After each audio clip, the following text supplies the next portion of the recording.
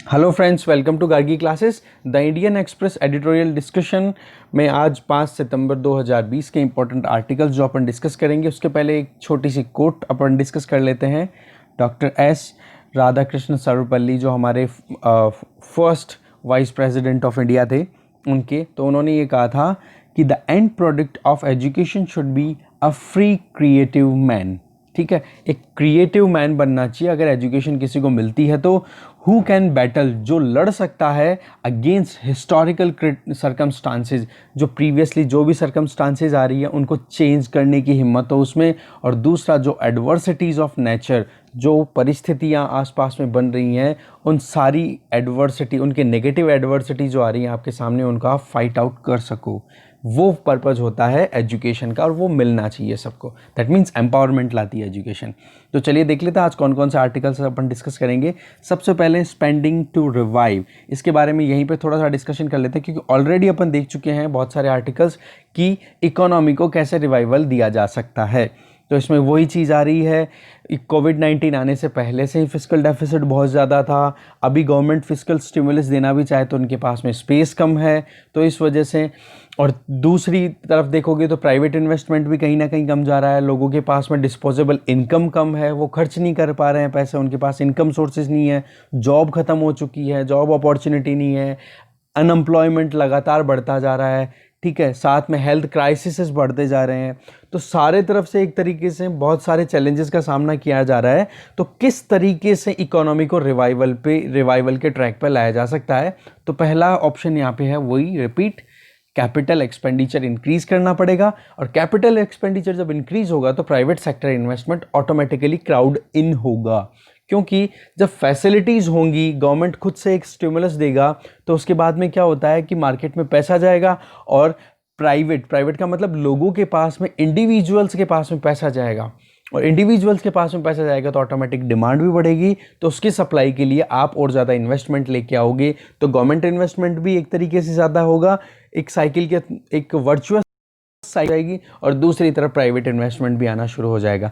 इसी तरीके से आप इन दो चीज़ों पे ध्यान रखो तो साथ में ये भी किया जा सकता है कि मीडियम टर्म में जो अभी क्राइसिस देखे जा रहे हैं लोकल लेवल पे, जो इंडिविजुअल्स फेस कर रहे हैं फैमिली का इश्यूज़ को लेकर के, या बहुत सारे अपने खुद के पर्सनल इश्यूज़ को लेकर के, तो उनको अपन टैकल आउट कर सकते हैं कैश ट्रांसफ़र से, उनके अकाउंट में कैश ट्रांसफ़र कर सकते हैं। ये सजेशन तो देखो कोविड-19 जब से आया है तब से ये दिया जा रहा है राइटर्स के द्वारा बैक टू बैक। ठीक है, और कैपिटल स्पेंडिंग आप करोगे तो इंफ्रास्ट्रक्चर भी इंक्रीज़ होगा, इन्वेस्टमेंट भी हो गया, और लॉन्ग टर्म आपका जो टारगेट है वो आप अचीव कर सकते हो। फिर ये यहीं पे इतना सही है इसकी समरी, बाकी आप पढ़ना चाहो तो पढ़ लो। इसके अलावा लिविंग ऑन द एज, कि किस तरीके से एनआरसी को अपना जो फाइनल लिस्ट इन्होंने डिक्लेयर की थी 31 अगस्त 2020 को और 2019 को, तो उसके बाद में एक साल से ज़्यादा टाइम हो गया और अभी तक भी एक फाइनल लिस्ट डिक्लेयर नहीं हो पाई है। और जो उस लिस्ट में थे वो भी कहीं ना कहीं टेंशन में चल रहे हैं कि भाई अब जो नेक्स्ट अपडेटेड लिस्ट आएगी उसमें कहीं हम आउट ना हो जाएं। एथनिक और लिंग्विस्टिक जो डाइवर्सिटी में जो कॉन्फ्लिक्ट ऑलरेडी थे असम वाले रीजन में, तो वो और ज़्यादा बढ़ चुके हैं। तो ये सारी चीज़ें अपन ऑलरेडी डिस्कस कर चुके हैं प्रीवियस एक एडिटोरियल डिस्कशन में, और उसका लिंक मैं डिस्क्रिप्शन बॉक्स में दे रहा हूँ कि कौन सी डेट को वो डिस्कशन हुआ, तो आप वहाँ पे जाके देख सकते हो अगर आपने वो नहीं देखा, क्योंकि पूरी डिटेल में आइडिया पेज से वो एक आर्टिकल लिया था मैंने। ठीक है, और डिटेल में जो आर्टिकल्स डिस्कस करेंगे उनमें से पहला है public private and profit. Facebook को अभी समन किया गया एक पार्लियामेंट्री कमेटी के द्वारा, जिसमें कि शशि थरूर और बीजेपी के जो एक मेंबर थे उसी कमेटी के, तो आईटी कमेटी थी वो, तो उनके बीच में कॉन्फ्लिक्ट आया और वो ओपन अप हो गया। तो वहाँ पर वो इशू जो था वो फेसबुक को लेकर के था।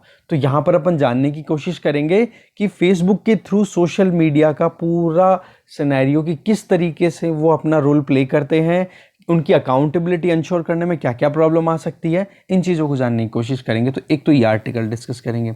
दूसरा आर्टिकल अपन डिस्कस करेंगे, आज टीचर्स डे स्पेशल आया हुआ है, अ सैल्यूट टू द टीचर्स, कि टीचर किस तरीके से फाइट कर रहे हैं इस कोविड के टाइम पे, और नॉर्मल सिचुएशंस में क्या क्या प्रॉब्लम का सामना करना पड़ रहा है टीचर्स को, वो देखेंगे अपन। और फिर भी वो कंटिन्यूस अपने एफर्ट्स में कमी नहीं ला रहे, तो वो एक सैल्यूट करने का मौका है, तो वो आर्टिकल अपन डिस्कस करेंगे। साथ में इस आर्टिकल के कुछ एक्सर्प्ट्स उठाए हैं मैंने, इंपॉर्टेंट पॉइंट्स उठाए हैं, वायलेंस एंड कम्प्लिसिटी। ठीक है, अभी जो रिसेंटली बेंगलुरु में वायलेंस हुए, उसके पहले दिल्ली में वायलेंस हुए थे, उनको लेकर के पूरी डिटेल अपन चेक करेंगे और देखेंगे कि गांधी जी और ये जो एक रिलीजियस कॉन्फ्लिक्ट जो बन रहा है ना, अभी कम्युनल कॉन्फ्लिक्ट बढ़ता जा रहा है इंडिया में, तो उसको लेकर के ये आर्टिकल है। तो अपन देखेंगे कि किस तरीके से प्रीवियस जो हमारे लीडर्स थे, गांधी जी हो गए, मौलाना आज़ाद हो गए, उनके क्या स्टेटमेंट्स हुआ करते थे जब इंडियनाइजेशन की बात करें या फिर इंडियन आइडेंटिटी की बात की जाए, उसको लेकर के। साथ में अपन यहाँ पे देखेंगे ये वाला article, centre of a perfect storm, कि अभी बेसिकली किस तरीके से पॉलिटिकल सिनेरियो इंडिया में चेंज हो रहा है, जहाँ पे एक फैमिली का डोमिनेंस हुआ करता था, कांग्रेस की बात कर रहे हैं, वहाँ से अब सुप्रीम जो कैरिस्मेटिक लीडर्स हो चुके हैं, जैसे कि एक तरफ नरेंद्र मोदी को देख लो, दूसरी तरफ आप देख लो राहुल गांधी को देख लो। तो इस तरीके से ये जो कैरिस्मेटिक सिंगल लीडरशिप आ गई है ना, जिसको सुप्रीमो लीडरशिप बोल सकते हैं अपन, उसके बारे में अपन जानने की कोशिश करेंगे, किस तरीके से ट्रांजिशन है और क्या क्या इनमें इश्यूज निकल के आते हैं। तो कहने का मतलब ये 4 आर्टिकल्स अपन बात करेंगे। तो सबसे पहले अपन लेते हैं पब्लिक, प्राइवेट एंड प्रॉफिट। ये आर्टिकल लिखा है प्रताप भानु मेहता ने। फेसबुक अभी स्क्रूटिनी के अंडर चल रहा है, मतलब फेसबुक से सवाल जवाब किए जा रहे हैं, क्योंकि फेसबुक जो है किस तरीके से स्पीचेस को रेगुलेट करता है।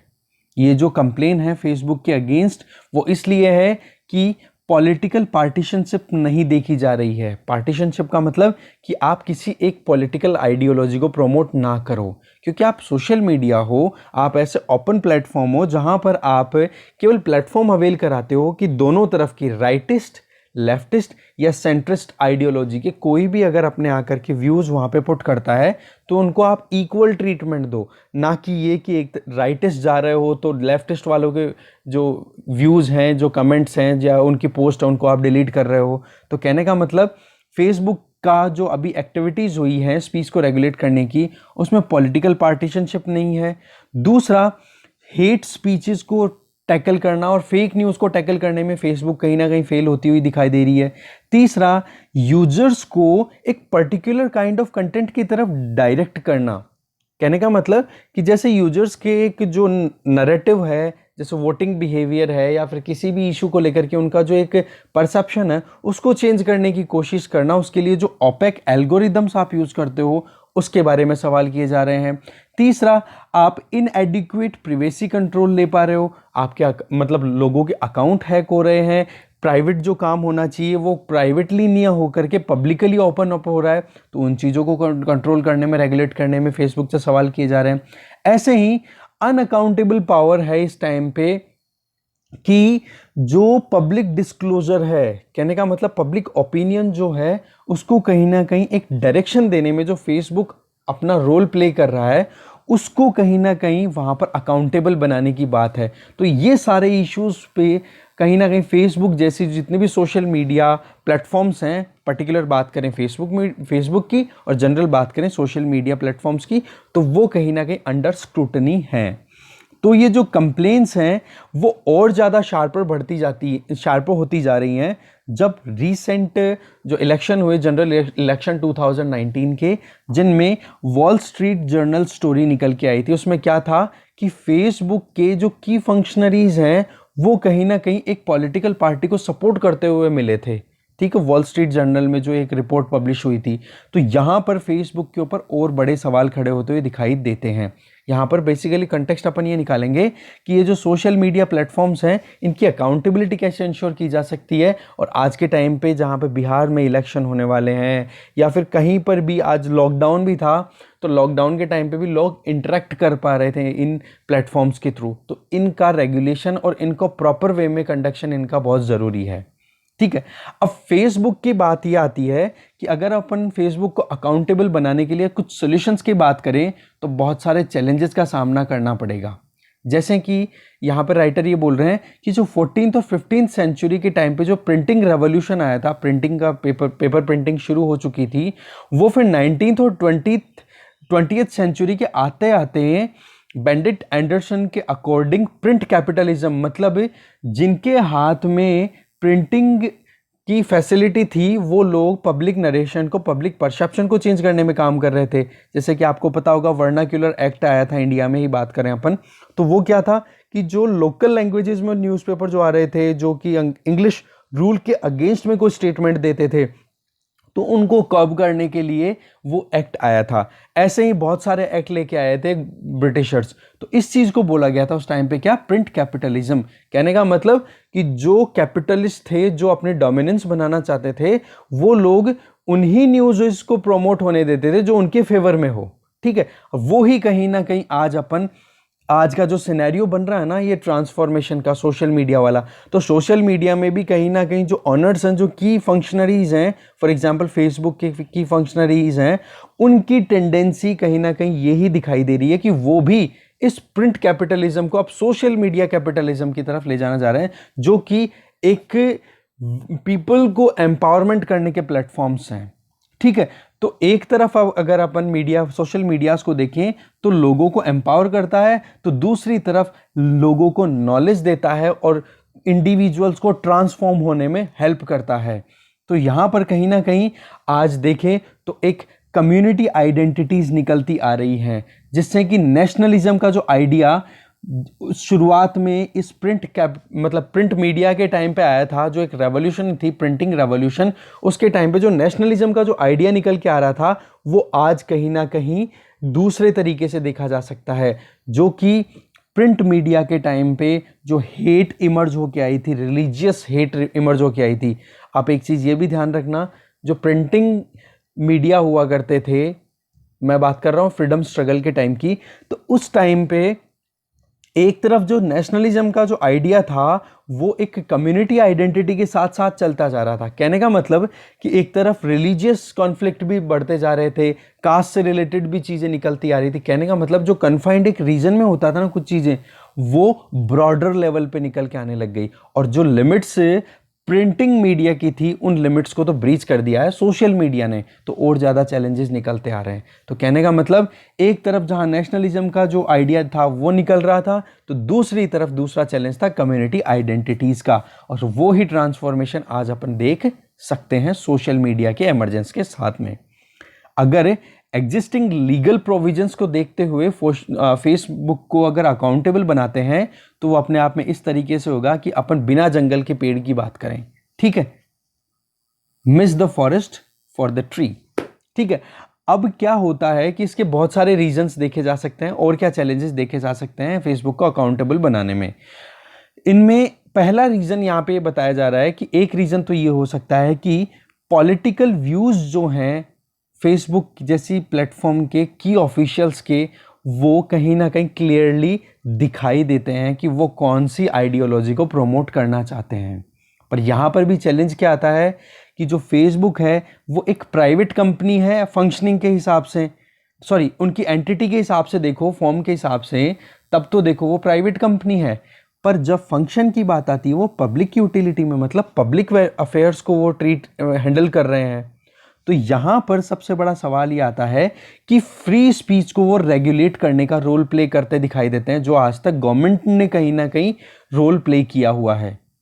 यहां पर सबसे इंपॉर्टेंट चीज आती है कि आप न्यूट्रलिटी को इंश्योर करो, जहां पर हर एक इंसान को, हर एक इंडिविजुअल को राइट हो अपने right to speech and expression को जो यूज कर सके। पर दूसरी तरफ आप देखो तो आप फेसबुक जैसे जो प्लेटफॉर्म है उनको रेगुलेट करने की बात कर रहे हो, तो दूसरी तरफ जो गवर्नमेंट ऑफिशियल्स है, फॉर एग्जांपल ब्यूरोक्रेट्स हैं, वो पॉलिटिकल इंपार्शियलिटी को बिल्कुल ही खत्म करते जा रहे हैं, जिनके लिए तो रूल्स और कोड ऑफ कंडक्ट हैं, जहां पर उनको फॉलो करने होते हैं उन नॉर्म्स को।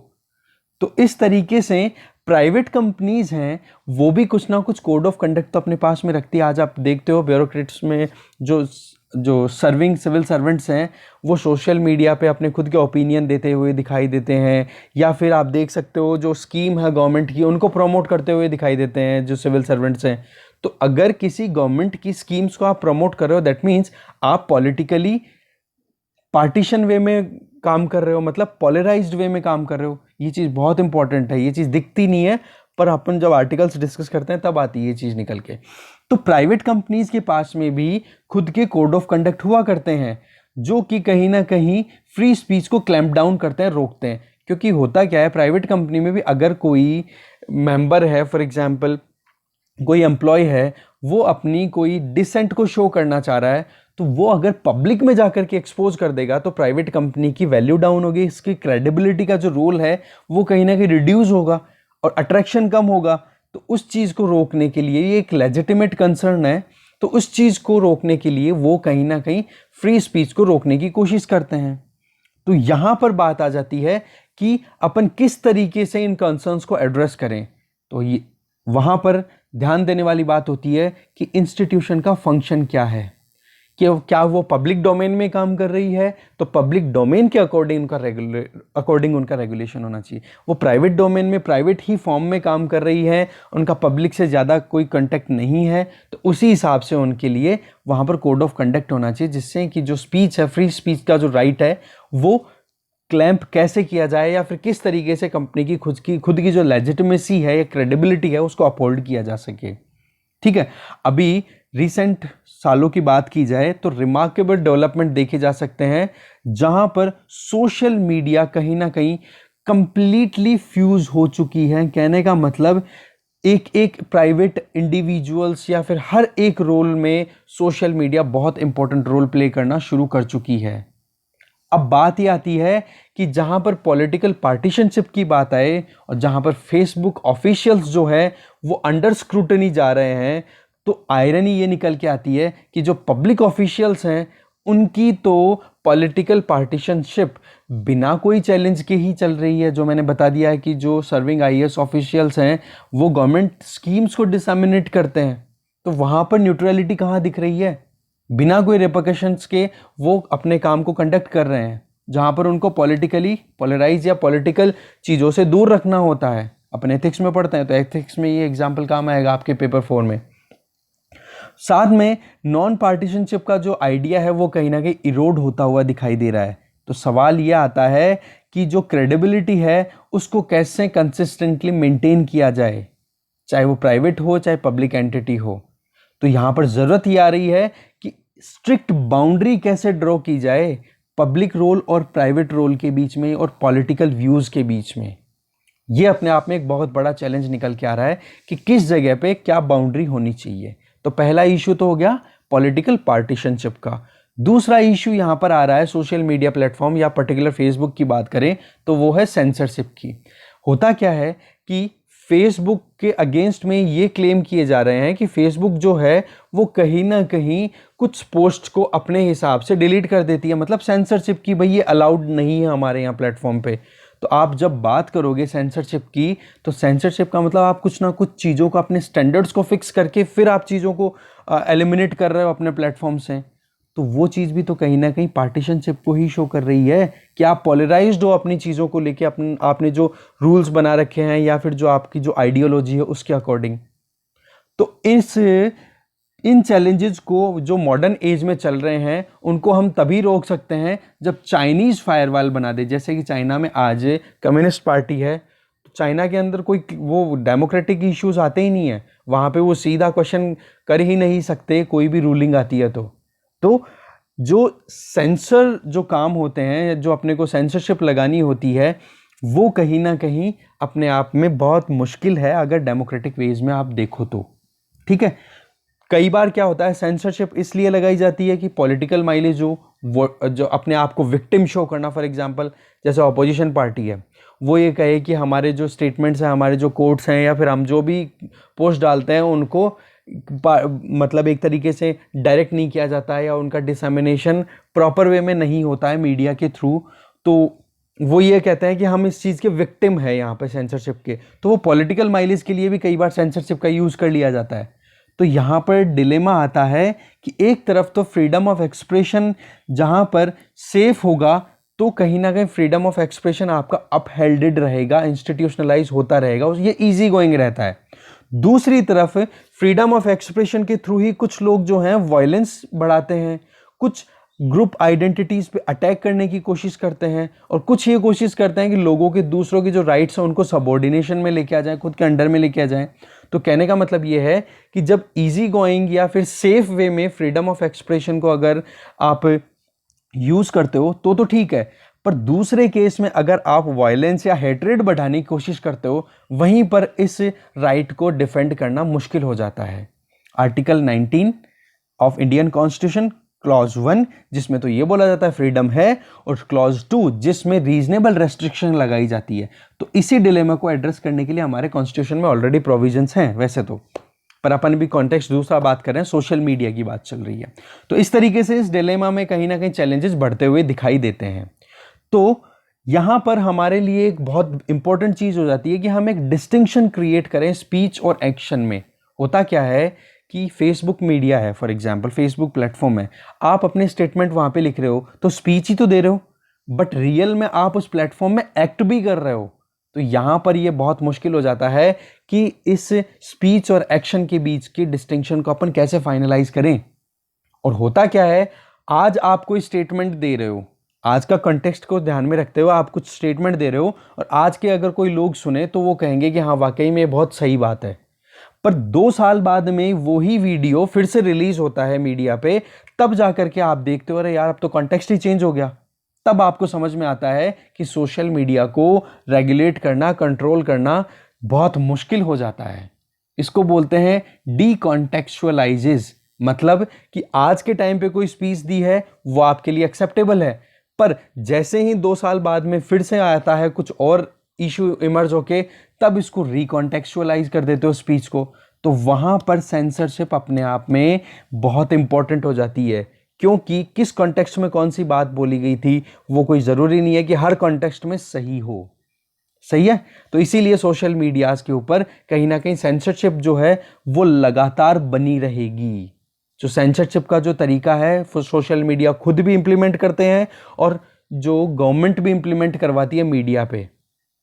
समझ रहे हो। तो यहां पर कहीं ना कहीं डीपली पॉलिटिसाइज होने के फैक्ट बने रहते हैं कि भाई पॉलिटिकल गेन्स के लिए जो आज के 2 साल पहले या 5 साल पहले बात बोली गई थी, आज उसको अपन इस तरीके से मैनिपुलेट करके बोल सकते हैं। और आज आप देखते भी हो कि 5-5, 6-6 साल पहले के वीडियोज उठा करके आज के कॉन्टेक्स्ट में प्रेजेंट करने की कोशिश करते हैं कुछ यूजर्स।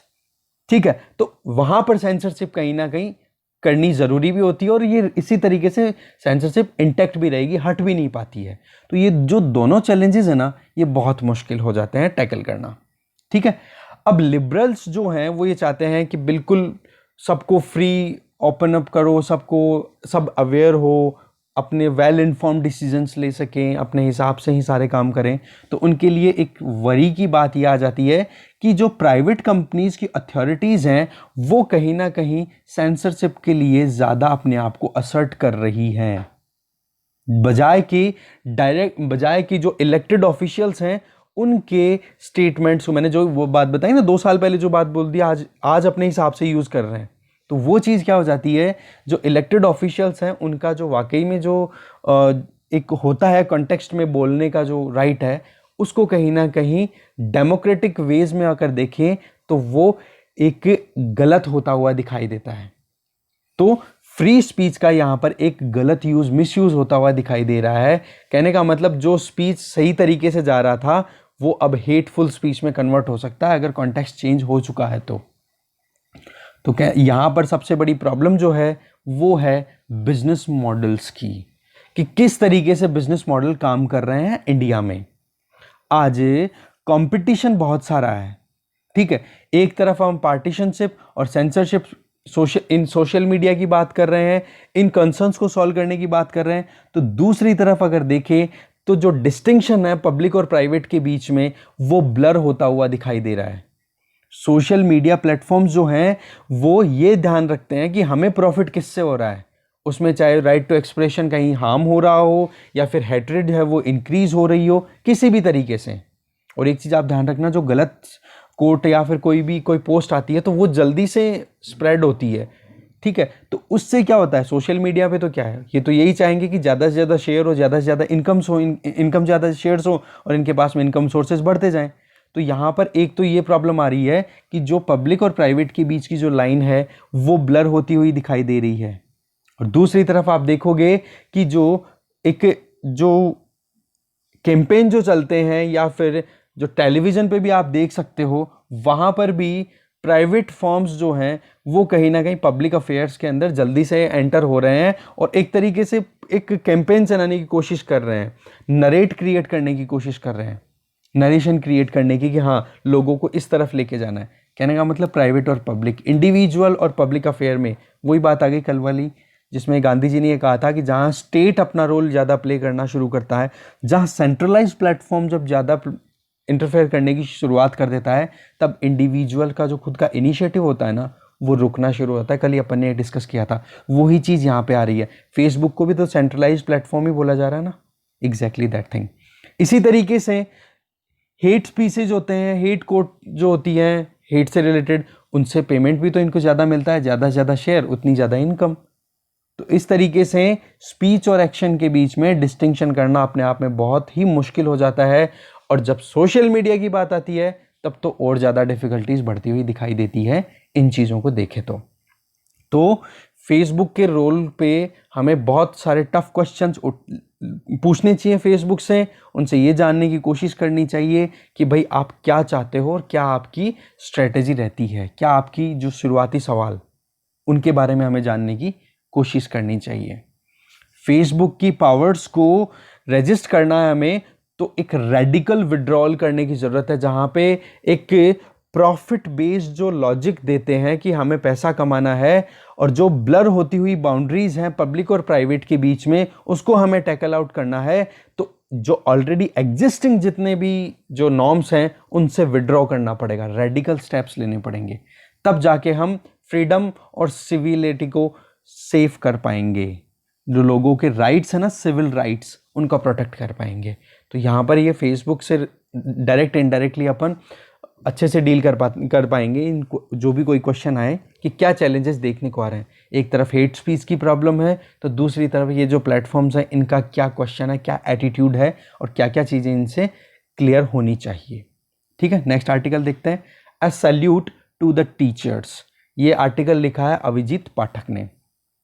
पेंडेमिक के टाइम पे देखें तो अपने को पता है कलेक्टिव साइक, मतलब सबको बहुत ज़्यादा परेशानियों का सामना करना पड़ा है, चाहे वो एक छोटे से छोटा एक लेबर हो या होम मेकर हो या फिर बड़े से बड़ा कोई बिजनेसमैन हो, सबको कहीं ना कहीं प्रॉब्लम का सामना करना पड़ा है। और उसमें अगर एजुकेशन की बात की जाए तो उन्होंने तो बहुत ही ज़्यादा प्रॉब्लम का सामना किया है, क्योंकि जो लोग आज तक अपने रूटीन एक्टिविटीज़ से शिफ्ट होकर के टेक्नो मार्जिनल या टेक्नो मैनेजीरियल सिस्टम की तरफ अप्रोच करना, जो स्मार्टफोन को चलाना तक पसंद नहीं करते थे जो स्कूल टीचर्स, वो आज कहीं ना कहीं टेक्नोलॉजी बेस्ड एजुकेशन दे रहे हैं। तो ये चीज़ जो है वो कहीं ना कहीं एक जो होती है ना साइकोलॉजिकली उनको इरिटेट करने वाली थी, यहाँ पे ये बता रहे हैं। दूसरी चीज़, एजुकेशन जो है वो आज वर्चुअल ट्रांजैक्शन बेसिस पे आ चुकी है। साथ में सिलेबस का टारगेट हो गया है कि जल्दी से जल्दी सिलेबस कंप्लीट करना है और ऑनलाइन एग्जाम्स ख़त्म करनी है। लर्निंग जो है आज पूरी की पूरी टेक्निकल बेसिस पे आने लग गई है, चाहे जूम हो चाहे गूगल मीट। ये एक इमर्जिंग पावर्स बन के आई हैं जिन्होंने कहीं ना कहीं सेव किया है एजुकेशन सिस्टम को। और इसके लिए कहीं ना कहीं हमने बात भी की है कि जो डिजिटल डिवाइड है, गाँव का रूरल अर्बन डिवीज़न देख लो, रिच पुअर डिवीज़न देख लो, उन्होंने भी बहुत मुश्किलों का सामना किया है। और इस चीज़ का अपन ने बहुत सारे आर्टिकल्स ऑलरेडी डिस्कस भी कर लिए हैं। तो जो ऑनलाइन टीचिंग प्रोसेस है वो अपने आप में एक चैलेंज बन के आया है, और ऑनलाइन टीचिंग की वजह से जो डिजास्टर्स रिडक्शन आया क्वालिटी में, वो आगे अपन डिस्कस भी करेंगे। तो कहने का मतलब, जो टीचर्स अभी तक अपनी खुद के अप्रोच में चेंजेस नहीं लाना चाह रहे थे, वो रेडिकल चेंजेस लाने पे मजबूर हो गए। ठीक है, टीचर्स जो थे जो हैं उनके पास में क्या वाकई में वो खुद की आवाज़ है? देखो, आज टीचर जो है एक मैकेनिकल मीडिएटर के तौर पे ही कन्वर्ट होकर रह चुका है, जबकि टीचर एक फ्रेंड भी होता है, एक कम्युनिकेटर भी होता है, एक हीलर भी होता है। आज के टाइम पे जब इकोनॉमिक पॉइंट ऑफ व्यू से देखा जाए तो टीचर्स जो हैं पावरलेसनेस का सामना कर रहे हैं, क्योंकि उनको प्रॉपर पेमेंट्स नहीं मिल रहे हैं। और प्रॉपर पेमेंट देखो, आज के टाइम पे हर एक चीज़ इकोनॉमिकली देखा जाए तो हर एक चीज़ में इकोनॉमिक पॉइंट तो आता ही है। जब आपको प्रॉपर पेमेंट सैलरीज नहीं मिलेंगी तो आप यूथ जो हैं इंडिया के, उनको कैसे अट्रैक्ट करोगे इस प्रोफेशन की तरफ? साथ में बीमारी जो कोविड-19 जैसी डिजीजेज आ गई हैं, तो इनकी वजह से एक डेथ का फियर बना हुआ है, अनसर्टेनिटी का माहौल बना हुआ है, और अल्टीमेटली टारगेट यही बन रहा है क्या हमें केवल बीए और एमए की एग्ज़ाम ही करवानी है, या फिर हमें रियल में जो एक्चुअल जो टीचिंग जो प्रोफेशन होता है उसको आगे बढ़ाना है। हमें क्या टेक्निकल लेक्चर से आगे भी जाना है, जहाँ पे केवल मैग्नेटिक थ्योरी के बारे में कुछ बता दिया, या कुछ जो इम्पोर्टेंट एग्जिस्टेंशियल एग्जामिनेशंस है उन्हीं के बारे में देखना है। आज जो पेंडेमिक ने बहुत बड़ा सवाल खड़ा किया है कि हम कैसे सरवाइव कर सकते हैं, उसको कैसे टैकल करें, ये भी बहुत बड़ा एक क्वेश्चन मार्क लगा हुआ है ह्यूमैनिटी पे। जब हम कोई चीज़ सीख लेते हैं और उसको भूलने की कोशिश करते हैं, तो वो अपने आप में एक तो बहुत मुश्किल होता है, पर अगर ऐसा होता है तो हम एक कहीं ना कहीं हम्बल वॉन्डरर बन जाते हैं। कहने का मतलब कुछ नई चीज़ आती है उसको हम एक्सेप्ट करते जाते हैं, आगे बढ़ते जाते हैं, बजाय इसके कि हमने जो जीता है वो हमारे पास बना हुआ है। जैसे कि शुरुआत में जब ह्यूमन सिविलाइजेशन शुरू हुआ था, सेटलमेंट नहीं था, तो जब अपनी खुद के सर्वाइवल के लिए ह्यूमन जो साथ में अपने पूरे ग्रुप के साथ में अपनी कम्युनिटी के साथ में वंडर करता था कि जहाँ पे हम सर्वाइव करने के लिए प्रॉपर क्लाइमेटिक कंडीशन मिल जाए, वहीं सेटल हो जाया करते थे, सेटल डाउन होते थे। वहाँ पर से फिर जैसे सिविलाइजेशन आगे बढ़ा तो बैटल्स होना शुरू हो गए दो कम्युनिटीज़ के बीच में कि भाई हम कंकरर हैं, हम विजेता हैं। तो वो चीज़ अब छूट जाती है, तो हम कहीं ना कहीं अच्छी लाइफ जीने की तरफ बढ़ जाते हैं। ठीक है, तो अगर इन अनसर्टेनिटीज को जो कि आज एग्जिस्ट कर रही हैं उनको एक्सेप्ट करते हैं, तो हम कहीं ना कहीं क्या ये सोच पाते हैं कि जो लार्जर इकोसिस्टम है उससे हम कनेक्टेड फील कर पा रहे हैं। तो ये बहुत सारे सवाल हैं कि टीचर का वाकई में सब काम क्या है और क्या क्या चैलेंजेस वो फेस कर रहे हैं, जिनके पास में इकोनॉमिक कंस्ट्रेंट है, एग्जिस्टेंशियल अनसर्टेनिटी है, डेथ का डर है, साथ में आज केवल एजुकेशन सिस्टम केवल एग्ज़ाम पे जाके कन्फाइन हो गया है, सिलेबस कंप्लीट करने का टारगेट ही रह गया है। दूसरी तरफ आज हम जो प्राउड था हमारे पास में कि हमने बहुत कुछ जीत लिया है, उसको हम छोड़ने की कोशिश कर रहे हैं तो छोड़ा नहीं जा रहा है। तो हर तरफ अनसर्टेनिटी का माहौल है, तो क्या वाकई में हम हमारे इकोसिस्टम से कनेक्टेड फील कर रहे हैं? बट रियलिटी जो है वो बहुत ही हार्श है इन चीज़ों को देखें तो। अगर हम रियल में टीचर्स ढूंढने की कोशिश करें, जैसे कि जॉन कीटिंग करके एक टीचर हैं जो बहुत ही सेंसिटिव थे सोसाइटी को लेकर के, या फिर टैगोर जो जिस तरीके के टीचर्स को एक्सेप्ट किया करते थे अपने शांति निकेतन में, जो कि द पोइट्स ऑफ स्कूल के नाम से जाने जाते थे, तो वो आज मिलना बहुत मुश्किल है। आज के टाइम के जो एक्सपर्ट और रिसर्चर्स हैं यूनिवर्सिटीज़ में जो काम करते हैं, वो इस बात को लेकर डेफिनेटली कहीं क्वेश्चन करेंगे कि जो टीचिंग है वो वैल्यू न्यूट्रल एक्ट है, वैल्यूज़ के बारे में बात नहीं करता आज के टाइम पे। तो केवल डिसएमिनेट करो स्पेशलाइज्ड एकेडमिक नॉलेज को, इसके अलावा और कुछ ही नहीं है। तो ये चीज़ बहुत बड़ी सवाल उठता है कि क्यों वैल्यू बेस्ड अपन टीचिंग नहीं दे पा रहे हैं। आज जहाँ पे एक teacher over crowded government school में जाता है और वहाँ पढ़ाने की कोशिश करता है, और कोशिश ये होती है उसकी कि कैसे भी करके एक आर्टिफिशियल ऑर्डर बनाया जाए एक नॉइजी सर्कमस्टांसेस में, जहाँ बच्चे आवाज़ कर रहे हैं, कोई सुन नहीं रहा, और उन टीचर्स को ही आप इलेक्शन की ड्यूटीज़ में लगा देते हो, सेंसस ड्यूटीज़ में लगा देते हो, मिड डे मील स्कीम जो कंडक्ट कराई जाती है उनमें आपको उनको लगा देते हो, और एक फैंसी स्कूल मार्केट बनाने की कोशिश करते हो जिसमें टारगेट ये होता है कि हमारे स्कूल के बच्चे टॉपर बने, जिससे कि फेम बढ़े स्कूल का और एडमिशन ज़्यादा है। कॉलेज टीचर्स हैं, उनके ऊपर ओवरबर्डन आ गया कि भाई यूजीसी ने डायरेक्ट किया आप ज़्यादा से ज़्यादा पब्लिकेशन करोगे तभी आपको नेक्स्ट प्रमोशन मिलेगा। तो कहने का मतलब ये हो गया कि आज के टाइम पे जो मार्केट ड्रिवन लॉजिक जो हो गया है प्रॉफिट कमाने का, उसकी वजह से टीचिंग प्रोफेशन कहीं ना कहीं अंडरमाइन होता हुआ दिखाई देता है। एजुकेशन से रिलेटेड कोई आर्टिकल है या कहीं पे लिखना पड़े तो ये बहुत अच्छा आर्टिकल आप लिख सकते हो। ठीक है, दूसरी तरफ आप देखोगे जो टेक्निकल स्किल जिनके पास में है, जो एक उनका ट्रेड हो रहा है लेना देना, मतलब वैल्यू बेस्ड जो सिस्टम होना चाहिए एजुकेशन का, वो कहीं ना कहीं इरोड होता हुआ दिखाई दे रहा है। आज जैसे ही पेंडेमिक आया तो ऑनलाइन का ऑप्शन एक्सप्लोर होने की बात हुई, तो मैथमेटिक्स और हिस्ट्री तो चलो ठीक है आप पढ़ा दोगे, उसमें कोई प्रॉब्लम नहीं है, पर क्या ड्राइंग पढ़ाना एक तीसरी क्लास का बच्चा, 3 साल का बच्चा जो प्ले स्कूल का स्टूडेंट है, उसको आप कैसे बताओगे कि पहाड़ियों के पीछे सनराइज कैसे हो रहा है, किस तरीके से पेंटिंग बनाएगा? क्या एक अंडर ग्रेजुएट जो सोशियोलॉजी का स्टूडेंट है, उसको एक प्रोफेसर कैसे अपने मोनोलॉग्स के थ्रू डिलीवर कर पाएगा कि भाई कैसे वैल्यू इनकलकेट होती है, कैसे काम होता है? इस पेंडेमिक की वजह से जहाँ पे एक पिता की जॉब जा चुकी है और दूसरी तरफ मैसेज आता है कि उसकी ही एक आंटी कोविड-19 पॉजिटिव मिली है और कुछ क्लोज फ्रेंड्स हैं उनकी डेथ हो चुकी है, तो उसके तो वैसे ही मेंटल ट्रॉमा का कितना सामना करना पड़ रहा है उसको। तो इन परिस्थितियों में आप उनको एजुकेशन देने की कोशिश कर रहे हो तो कितना मुश्किल हो जाता है। पर business must go on as usual.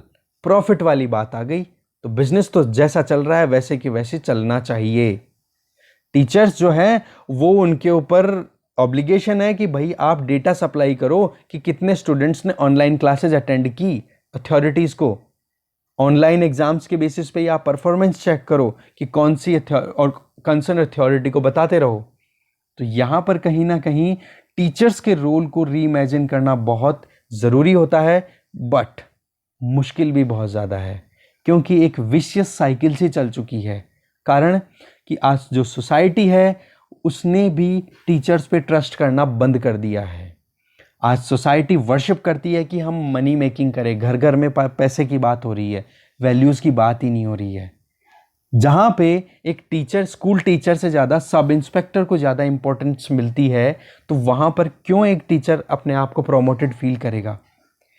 एक आईएएस ऑफिसर आकर के यूनिवर्सिटी के प्रोफेसर्स को आके स्पीच देता है, तो इससे बुरी बात क्या होगी टीचिंग के लिए कि एक आईएएस ऑफिसर जो है वो सही स्पीच दे पाएगा, सही तरीके से पढ़ा पाएगा यूनिवर्सिटी ऑफिसर्स को? तो ये बहुत बड़ा सवाल है, जहां पर टीचिंग से ज़्यादा इंपॉर्टेंस देने लग गए अदर प्रोफेशंस को।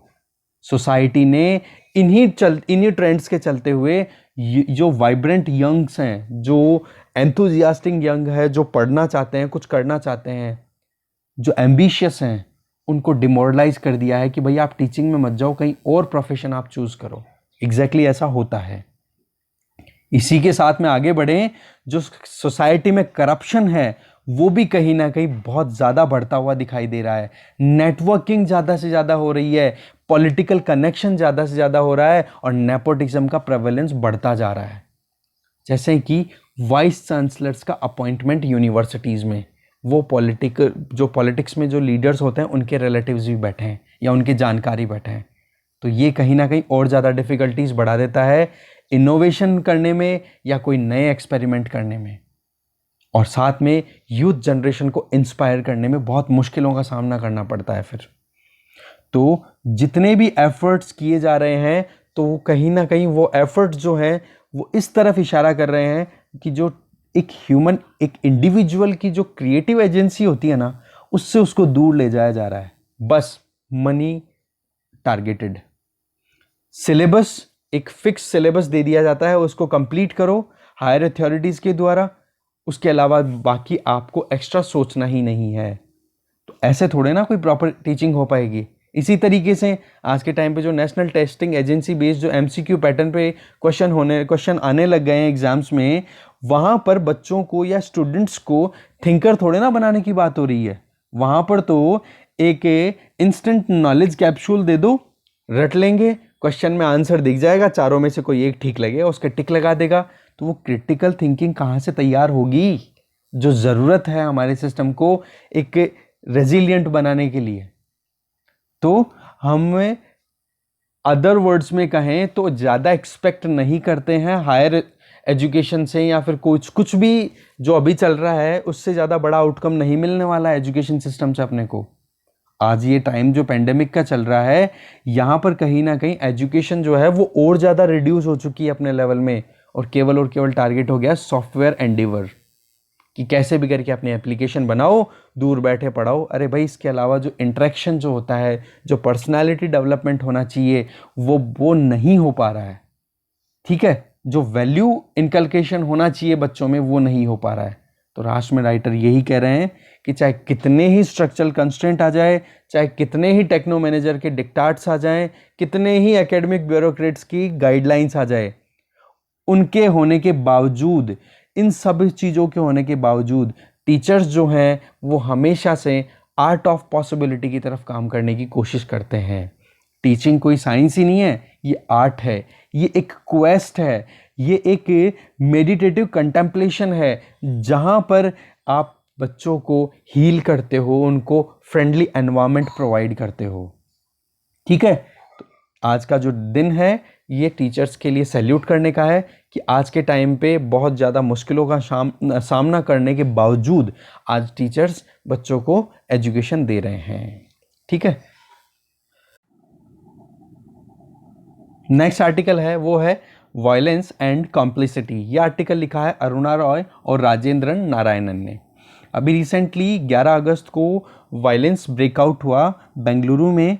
उसका बेस था कि एक डेरोगेटरी मतलब एक हेट स्पीच टाइप स्टेटमेंट थी, पोस्ट थी सोशल मीडिया पे, जिसमें प्रॉफिट मोहम्मद को क्रिटिसाइज किया गया था और उनकी वैल्यू को कहीं ना कहीं डाउन किया गया था। वो पोस्ट जो की गई थी वो था, अकाउंट किसका था, कांग्रेस एमएलए के नेफ्यू का, कर्नाटका में। ठीक है, तो फिर बाद में क्या होता है कि बहुत सारा वायलेंस होता है, बहुत सारे लोगों को परेशानियों का सामना करना पड़ता है और अल्टीमेटली ये सारा मुद्दा जो है पॉलिटिक्स के हत्थे लग जाता है, तो वैसे ही आउटकार्ड हो जाता है।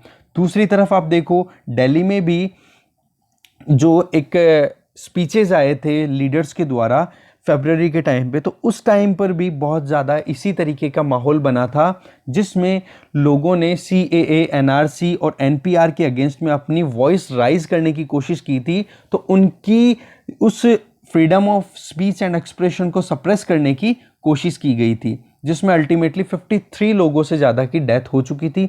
अब इसके लिए क्या करती है कि गवर्नमेंट जो है वो अनलॉफुल एक्टिविटीज़ प्रिवेंशन एक्ट को लेके आती है।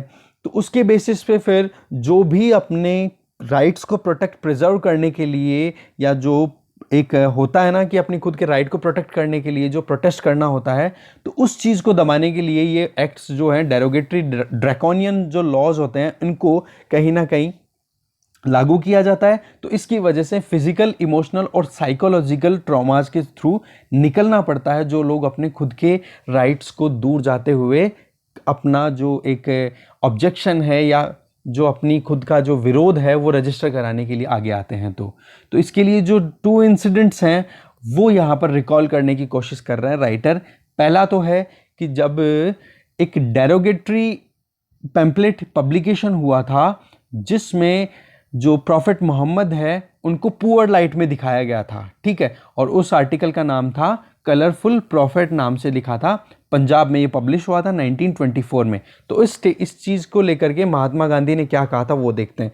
यहाँ पर ये इंपॉर्टेंट चीज़ आना शुरू हो जाती है जो अपन यूज़ कर सकते हैं राइटिंग में। जब भी कम्युनल कॉन्फ्लिक्ट्स को लेकर के या कम्युनल इश्यूज़ को लेकर के जब भी कोई क्वेश्चन में आंसर लिखना हो, तो ये चीज़ लिख सकते हैं कि महात्मा गांधी ने इस पैम्पलेट के अगेंस्ट में क्या कहा।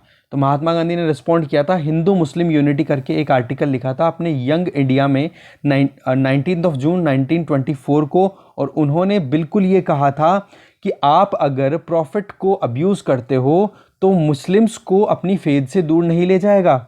दूसरा, जो हिंदूज अपने खुद के बिलीफ सिस्टम पे डाउट करते हैं उनके लिए भी ये ठीक नहीं है दूसरे रिलीजन को, क्योंकि इनका आइडिया ये था कि आप अगर किसी दूसरे के रिलीजन को हेटफुल देखते हो या फिर हेट्रेड की नज़र से देखते हो, तो वो आपके खुद के धर्म की कमियां हैं, आपके खुद के रिलीजन की कमियां हैं।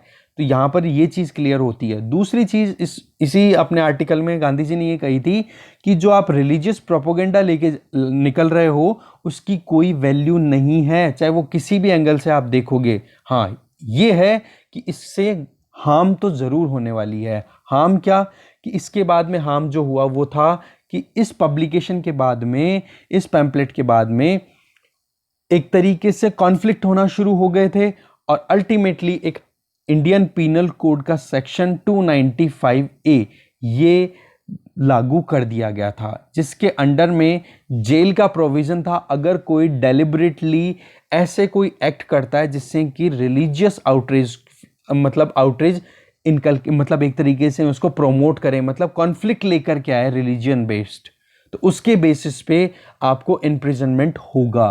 तो ये फिर बाद में आया। तो कहने का मतलब ये है कि आपने जो ये पैम्पलेट प्रिंट कराया उसकी वजह से कुछ अच्छा तो हुआ नहीं, बुरा ये हो गया कि सेक्शन 295A ऑफ आईपीसी लागू हुआ और उसकी वजह से अल्टीमेटली आपको जेल में जाना पड़ा। क्या फ़ायदा हुआ? कोई फ़ायदा नहीं। दूसरी तरफ मौलाना आज़ाद जो कि एक सेक्युलर मुस्लिम थे, मुस्लिम इस्लाम को ही प्रैक्टिस किया करते थे, उन्होंने एक ही चीज़ कही थी कि मैं एक प्राउड इंडियन हूँ, मैं इंडिया की जो नेशनैलिटी है उसका एक इंडिविजुअल यूनिटी का पार्ट हूँ।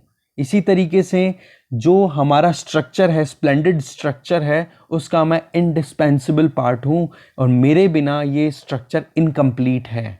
मैं एक एसेंशियल एलिमेंट हूँ जो कि इंडिया को बनाता है और मैं कभी भी इस क्लेम को सरेंडर नहीं करूँगा। तो कहने का मतलब ये है कि जो डाइवर्सिटी में हमारी जो यूनिटी है उसके लिए दोनों स्टेटमेंट बहुत इंपॉर्टेंट है जब भी कभी लिखने को मिले और कम्युनल क्वेश्चन आ जाए, कम्युनल वायलेंस पे या कम्युनल हेट्रेड पे कोई क्वेश्चन आ जाए तो ठीक है। इंडिया जो है हमेशा से मल्टी कल्चरल टेक्सचर से डिफाइन हुआ है, चाहे वो भक्ति या फिर सूफी फिलोसफर किन्हीं की बात भी कर लो, चाहे संत थिरुवल्लुवर हो, बांसवा हो, तुकाराम हो, बीबी फतिमा हो, सब ने पीस के लिए बात की है, पीस को अपहेल्ड किया है, कंपेनियनशिप की बात की है डाइवर्स कम्युनिटीज के बीच में, एटीट्यूड ऑफ टॉलरेंस को प्रमोट किया है जो कि वायलेंस को कंट्राडिक्ट करते हैं। ये हमारे बेसिक टेनेट्स रहे हैं हमारे यहाँ पर ह्यूमनिज्म को प्रमोट करने के लिए। शांति जो है वो हमेशा से इसका मतलब एक रहा है कि आप पीस के लिए जाओ, रिस्ट्रेंट के लिए जाओ, शांति प्रमोट करो, पीस दो जनों के बीच में, दो कम्युनिटीज के बीच में। आप अपने आप को रोको किसी और के अगेंस्ट में जाने से, रिस्ट्रेंट पे ध्यान देने का। ये हिंदू श्लोक्स ने भी बहुत प्रमोट किया है, जो भी राइटर्स ने लिखे हैं। पर होता क्या है, पॉलिटिकली मोटिवेटेड पोलैरिटी आना शुरू हो जाती है, अपने खुद के पॉलिटिकल गेन्स को, वोट बैंक को अपना एक तरीके से पोलराइज करना खुद के पॉलिटिकल गेन्स के लिए, जिसकी वजह से कहीं ना कहीं रिलीजियस डिस्क्रिमिनेशन ज़्यादा बढ़ता जाता है, हेट्रेड बढ़ता जाता है, जो कि इंडिया का जो बेसिक थ्रेड है यूनिटी इन डाइवर्सिटी उसके लिए हार्मफुल बना रहा है पास से। तो अगर अपन किसी भी अनआर्म्ड ह्यूमन पे अटैक करते हैं वायलेंट, तो हमारा जो स्पिरिचुअल गोल है ना शांति का, वो हम अचीव नहीं कर सकते। अगर आप किसी के राइट्स को सब्जुगेट करो या फिर उनसे एनहिलेट करो, कहने का मतलब उनसे राइट्स छीन लो या उनके राइट्स को ख़त्म करो, तो उनमें ज़्यादा कोई डिफरेंस नहीं होता है। तो एक तरफ गांधी जी का नाम लेकर के अगर आगे बढ़ रहे हैं तो हमें ज़रूर से वायलेंस को रोकने की कोशिश करनी चाहिए, ठीक है। बाकी इस आर्टिकल में चीज़ें इतनी इंपॉर्टेंट थी नहीं कि किस तरीके से अभी डेवलपमेंट, पॉलिटिकल ज़्यादा सेगमेंट था। जो मेन कंटेक्स्ट था वो अपन ने देख लिया कि किस तरीके से अपन जब कम्युनल वायलेंस या कम्युनल हेट्रेड पे कोई क्वेश्चन आया तो अपन कैसे डील करेंगे। तो ये दो जो कोटेशंस थी और जो अपना जो कल्चरल जो भक्ति सूफी फिलोसफर्स का और जो इस तरीके से जो बीबी फतिमा, कबीर, इन तुकाराम, इन्होंने क्या क्या लिखा है अपने कोटेशंस में, इन्होंने किस तरीके से डायरेक्ट किया है सोसाइटी को यूनाइटेड वे में रहने के लिए, जो सोशल गैप्स हैं उनको रिड्यूस करने के लिए, वो अपन यूज़ कर सकते हैं अपने आंसर राइटिंग में। बाकी पॉलिटिकल ओपिनियन इतना काम का नहीं है, मैंने अवॉइड करने की कोशिश किया वो चीज़ें। फिर नेक्स्ट आर्टिकल, लास्ट आर्टिकल, वो है सेंटर ऑफ परफेक्ट स्टॉर्म। ये पी रामन के द्वारा लिखा हुआ आर्टिकल है। पहले फैमिली कंट्रोल जो कांग्रेस के टाइम पे था, जो आज वन लीडर की तरफ जा रहा है, तो ये भी कहीं ना कहीं अपने आप में बहुत सारे चैलेंजेस लेके आ रहा है, ठीक है। पॉलिटिकल पार्टीज जो पहले ओपन डिबेट्स, फ्री इलेक्शन, मास एजिटेशन की तरफ अपने आप को टिल्टेड देखती थी, वहां पर आज इन चीज़ों का कहीं ना कहीं आप देख सकते हो यूज़ नहीं होता है। कैरिस्मेटिक स्ट्रॉन्ग लीडर्स जो हैं वो अपने आप में ज़्यादा डोमिनेंट बन रहे हैं। चाहे डोनाल्ड ट्रंप की बात कर लो यूएसए में, चाहे शी जिनपिंग की बात कर लो चाइना में, चाहे इंडिया में बात कर लो पॉलिटिकल लीडरशिप, चाहे ममता बनर्जी की बात करो या फिर आप बात करो जयललिता, चले गए पर जयललिता जो थी वो भी अपने आप में लीडर थी। ऐसे ही प्राइम मिनिस्टर नरेंद्र मोदी की बात कर लो। तो इस तरीके से कैरिस्मेटिक लीडरशिप के पीछे चलना ज़्यादा शुरू हो चुकी है। हमारे डेमोक्रेटिक सिस्टम का कहीं ना कहीं डाइल्यूजन देखा जा रहा है। डिमोनेटाइजेशन और जो रीसेंट इकोनॉमिक गवर्नेंस देखी जिसकी वजह से आज इकोनॉमी बहुत ही ग्रेव सिचुएशन का सामना कर रही है, उसके बावजूद भी ये जो सुप्रीमो लीडरशिप का जो एक एटीट्यूड है, ये जो टेंडेंसी है, वो कहीं ना कहीं वोटर्स के ट्रस्ट को ख़त्म होने से नहीं जाने दे रही है। कहने का मतलब वोटर्स का ट्रस्ट बना हुआ है लीडर्स में। अगर पुराने टाइम की जो डेलिब्रेटिव डेमोक्रेसी की बात करें, जहां ओपोजिशन को बहुत ज़्यादा पावर मिलती थी, वो एग्जीक्यूटिव की परफॉर्मेंस को स्क्रूटनाइज करती रहती थी। जैसे कि इसका एग्जांपल दिया जा रहा है कि एनडीए फर्स्ट जो गवर्नमेंट थी अटल बिहारी वाजपेयी जी के टाइम पे, उस टाइम पे एक बिल आया था इंश्योरेंस रेगुलेटरी बिल। उसमें जो अलाई पार्टीज जो थी बीजेपी की, उन्होंने भी सवाल किया था कि भाई इसको अपन थोड़ा सा डेफर कर दें तो ठीक रहेगा। यूपीए के टाइम पे भी लेफ्ट जो अलाइज थे, देखो यूपीए जो है एक तरीके से राइटिस्ट गवर्नमेंट, राइटिस्ट पार्टी है, सॉरी कांग्रेस जो है राइटिस्ट पार्टी है, तो वो लेफ्ट अलाइज के साथ में भी काम कर रही थी। तो वो अपने आप में डेमोक्रेसी की ब्यूटी थी कि दो एक्सट्रीम सोच के ग्रुप एक साथ मिलकर के काम कर रहे हैं इंडिया को चलाने के लिए, जिसका रिजल्ट क्या हुआ? आरटीआई का आना, पीआईएल के अंडर में जुडिशरी का फंक्शन करना, जहां पे अगर कोई भी जिसके भी एग्राइव्ड जो पार्टी है, जिसकी कोई प्रॉब्लम हो रही, जो विक्टिम पार्टी है, अगर वो जुडिशरी के गेट नहीं खटखटा सकती है तो वहाँ पर जुडिशरी खुद से ले ले एक्शन, ठीक है। या फिर कोई भी पब्लिक इंटरेस्ट में काम करने वाले ग्रुप्स हैं, वो उनके लिए वहाँ पर क्लेम कर सके कि भाई इनका राइट्स, इनको प्रोटेक्ट करने की ज़रूरत है, इनके राइट्स को। तो वो चीज़ हुई। साथ में जो वॉच डॉग्स थे, जैसे कि सेंट्रल विजिलेंस कमीशन, उन्होंने क्रिटिकल डेटा एक्सपोज किया, जिसके बेसिस पे जो ब्यूरोक्रेसी थी उस पर लगाम लगी रहती थी। दूसरी तरफ कैग, ठीक है, controller and auditor general Vinod Rai, जिन्होंने यूपीए के टाइम पे जो मेगा स्कैम्स हुए थे उनको एक्सपोज किया। वो चीज़ें जो थी वो कहीं ना कहीं ऑपोजिशन पार्टीज़ को हेल्प किया करती थी कि किसी भी तरीके से जो एग्जीक्यूटिव्स हैं उनको रोका जा सके। बट आज के टाइम पे ये जो ऑप्शंस हैं, ये जो सोर्सेज हैं, कहीं ना कहीं बंद दिखाई देते हैं ऑपोजिशन के लिए। तो ऑपोजिशन के लिए जो एक लगाम लगानी होती है रूलिंग पार्टी पे, उसके जो सोर्सेज हैं वो कम होते हुए दिखाई दे रहे हैं। दूसरा अपन देखें कि ऑपोजिशन के पास में जो एक कम्युनिकेशन होता है पब्लिक के साथ में, वहां पर कहीं ना कहीं ब्लॉकेज दिखाई दे रहा है। आज वॉइस की बात करें तो जो ऑपोजिशन है वो ऑब्जेक्शन की जो वॉइस देता था पहले, वो भी बहुत कम दिखाई दे रहा है। कहने का मतलब ऑपोजिशन भी इनएक्टिवेट हो चुका है। तो ये भी डेमोक्रेसी के लिए बहुत गलत हो जाता है। आज मीडिया की बात करो तो मीडिया भी जो है वो कुछ प्रोपोगेंडा, कुछ आइडियोलॉजी बेसिस लोगों को ही प्रमोट करता है। और अगर मीडिया में कोई क्लेम आती भी है गवर्नमेंट के खुद के कंडक्ट के अगेंस्ट, तो ऑफिशियल डिनायल्स आते हैं, ऑफिसर्स हैं वो मना करते हैं कि भाई ऐसा है ही नहीं। तो ये चीज़ भी है, वो भी डेमोक्रेटिक वैल्यूज़ को कहीं ना कहीं डिनाई करती हुई दिखाई देती है। आर्टिकल 370 की बात कर लो, रिसेंटली ही आर्टिकल 370 पे ज़्यादा कोई ऑब्जेक्शन नहीं देखा गया नेशनल लेवल पे। तो वो जो चीज़ है वो कहीं ना कहीं जो डेमोक्रेसी की जो ब्यूटी है ना, वो इरोड होती हुई दिखाई दे रही है, वो नहीं होना चाहिए। साथ में आज बिहार के इलेक्शन होने वाले हैं और उनके लिए कैंपेन भी चल रहे हैं। पॉलिटिकल पार्टीज डिजिटल प्लेटफॉर्म पे काम भी कर रही हैं, कम्युनिकेशन मीडिया का यूज़ भी कर रही हैं।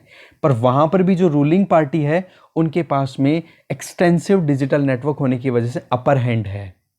दूसरी तरफ कांग्रेस है, सेकंड जो पार्टी है कांग्रेस, वो कहीं ना कहीं यहाँ पर अपने आप को कैश क्रंच में देख रही है। उनके पास पैसा ही नहीं है, और जब से इलेक्टोरल बॉन्ड आए हैं तब से तो इनके पास में पैसा और कम आ रहा है।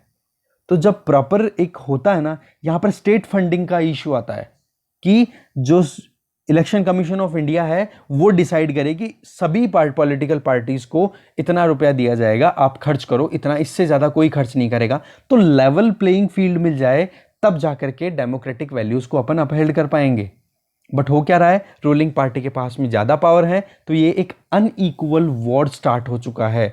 जिस तरफ रूलिंग पार्टी बहुत ज़्यादा पावरफुल है इलेक्ट्रॉनिक मीडिया प्लेटफॉर्म्स पे, जहाँ पे ये 25, 30, 35 लाख रुपए या करोड़ों में खर्च करती है, वही कांग्रेस इनके कंपैरिजन में इनका फिगर 2 या 4 पे ही रह जाता है या 5 पे पहुँच पाता है। ठीक है, तो ये जो है, जो गवर्नेंस ऑफ पार्टीज है, वहाँ पर वर्स्ट सिचुएशन देखी जा सकती है। तो अगर कांग्रेस को वाकई में इस माहौल से निकलना है तो इंटरनल रिफॉर्म्स की पर ध्यान देने की ज़रूरत है। और इंटरनल रिफॉर्म्स की बात की जाए तो पार्टी का जो इंटरनल डेमोक्रेटिक वैल्यूज़ है ना, उनको अपहेल्ड करने की ज़रूरत है। जो चीज़ें हमने 1990s में पीवी नरसिम्हा राव की गवर्नमेंट के टाइम पे देखी थी। उस टाइम पे पीवी नरसिम्हा राव नॉन गांधी, मतलब नॉन गांधी फैमिली से होने के बावजूद, मतलब गांधी फैमिली से ना होने के बावजूद भी वो कांग्रेस के प्रेसिडेंट थे, पीएम थे, और क्या क्या उन्होंने रेडिकल स्टेप लिए थे वो अपन ने देखे। एलपीजी रिफॉर्म्स की बात की थी, ठीक है, और लुक ईस्ट पॉलिसी, इस तरीके से बहुत सारी रिफॉर्म्स लेके आए। तो कहने का मतलब यही है कि अभी जो हैजार्डस एटमॉस्फेयर बना हुआ है, जिसमें जो ऑपोजिशन पार्टीज़ हैं वो अपने आप को बहुत ही डाउन फील कर रही हैं, या डाउन प्रेजेंटेशन उनका मिल रहा है, उनको रिप्रेजेंटेशन मिल रहा है, तो वहाँ पर ज़रूरत है कि कांग्रेस अपने आप को अगर रीअसर्ट करना चाहे तो इंटरनल रिफॉर्म्स लाने की ज़रूरत है, ठीक है। और बाकी कुछ फैक्ट्स थी पॉलिटिकल पार्टी से रिलेटेड, वो मैंने हटा दी है, यहाँ पे ज़रूरत थी नहीं उनकी, आप देख लेना आर्टिकल में। बाकी काम की चीज़ें मैंने आपको बता दी है। So thank you.